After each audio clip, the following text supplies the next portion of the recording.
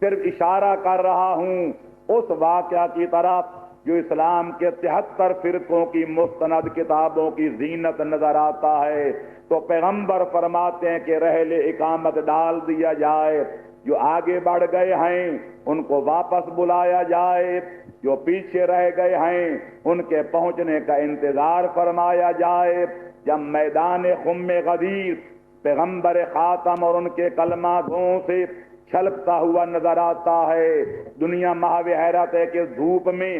اس دوپہر کے وقت میں جب دنیا کے دماغ پگھل رہے ہیں، عالم عرب کی دھوپ اور تمازت آفتاب سے جاں بلب نظر آتے ہیں کہ آیا پیغمبر کون سا ایسا حکم لوگوں تک پہنچانا چاہتے ہیں کہ جس کو نہ پہنچائیں تو ان کی رسالت پہ پانی پھر رہا ہے؟ کہ چنانچہ جب سب لوگ اکٹھے ہو جاتے ہیں، پیغمبر حکم دیتے ہیں کہ میرے لیے ایک نیا اور انوکھا ممبر تیار کیا جائے۔ بعض روایتوں میں کہ اونٹوں کے پلان جمع کیے گئے، بعضوں میں ہے کہ پتھر اکٹھے کیے گئے۔ بعض محقق علماء نے ان دونوں روایتوں میں یوں جمع و توفیق کی ہے کہ اس میں پتھر بھی استعمال کیے گئے تھے اور پالان بھی استعمال کیے گئے تھے۔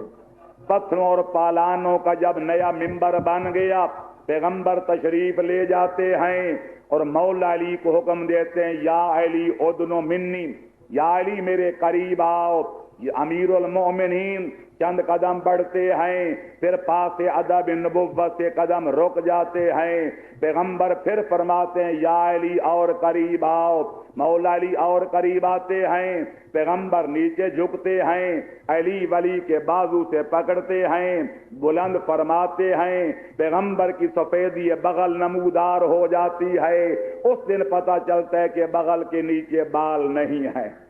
الغرض پیغمبر خاتم علی ولی کا بازو پکڑ کر 1000 سے زائد صحابہ کرام کے مجمع عام کو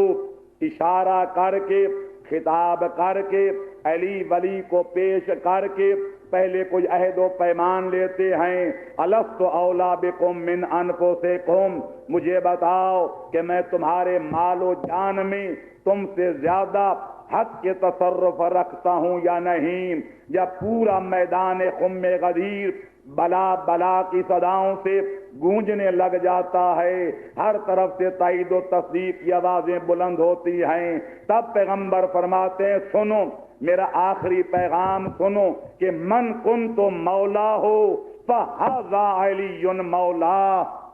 کہ جس کا میں مولا و آقا ہوں، جو مجھے اولا مانتا ہے، جو مجھے آقا مانتا ہے، جو مجھے سید و سردار مانتا ہے، جو مال و جان میں اپنی ذات سے مجھے زیادہ مالک و مختار مانتا ہے، اس کو علی کو بھی اپنا آقا اور مولا ماننا پڑے گا۔ ادھر پیغمبر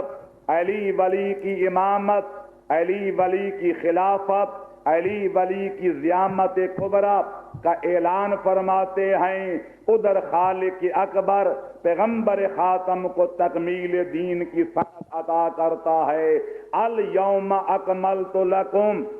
دینکم واتممت علیکم نعمتی ورضیت لکم الاسلام دینا، کہ آج کے دن میں نے دین کو مکمل کر دیا، آج کے دن میں نے نعمتوں کو تام و تمام کر دیا اور دین اسلام کو ہمیشہ ہمیشہ کے لیے تمہارے لیے منتخب کر دیا۔ ادھر یہ آیت اترتی ہے، ادھر ما ینطق عن الہوا کا مصداق مصطفیٰ فرماتے الحمدللہ علی اکمال الدین و اتمام النعمت و رضا الرب برسالتی و ولایت علی ابن ابی طالب۔ میں اللہ کی حمد و ثنا کرتا ہوں اس بات پر، اس نعمت کے شکریہ کے طور پر کہ اس نے آج دین کو مکمل کر دیا، نعمتوں کو تام و تمام کر دیا اور میری ختم رسالت اور علی ولی کی ولایت پر اپنی مہر تصدیق لگا دی۔ تو پتہ چل گیا کہ اس وقت تک پیغمبر اسلام کا دین مکمل نہیں ہوا، تکمیل کی منزل تک نہیں پہنچا، اور پیغمبر خاتم صلی اللہ علیہ وآلہ وسلم کو اس وقت تک تکمیل دین کی سند نہیں ملی جب تک پیغمبر نے حیدر کرار کی ولایت و امامت کا اعلان و اظہار نہیں کر دیا۔ لہذا اب دو ہی باتیں ہیں، یا تو یہ کہا جائے جو لوگ یہ کہتے ہیں کہ امامت کا پیغمبر نے کوئی فیصلہ نہیں کیا تھا اور پیغمبر دنیا سے تشریف لے گئے اور بعد میں لوگوں نے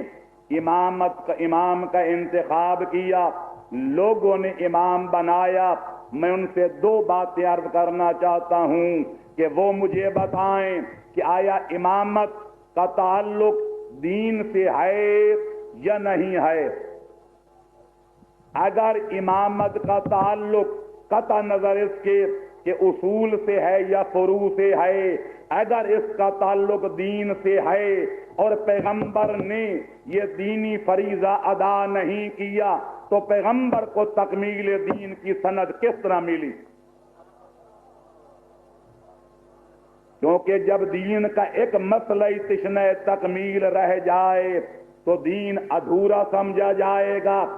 دین ناقص سمجھا جائے گا۔ تو اگر پیغمبر یہ دین کا فریضہ ادا نہیں کرتے تو دین مکمل نہیں ہو سکتا۔ پھر دنیا مجھے بتائے کہ یہ فرض ادا کیے بغیر پیغمبر کو تکمیل کی سند کیسے مل گئی؟ اور اگر اس کا دین سے کوئی تعلق نہیں ہے تو پھر یہ کیوں کہا جاتا ہے کہ پیغمبر کو بغیر غسل و کفن کے چھوڑا جا سکتا ہے پر امت کو ایک منٹ کے لیے بھی امام کے بغیر نہیں چھوڑا جا سکتا؟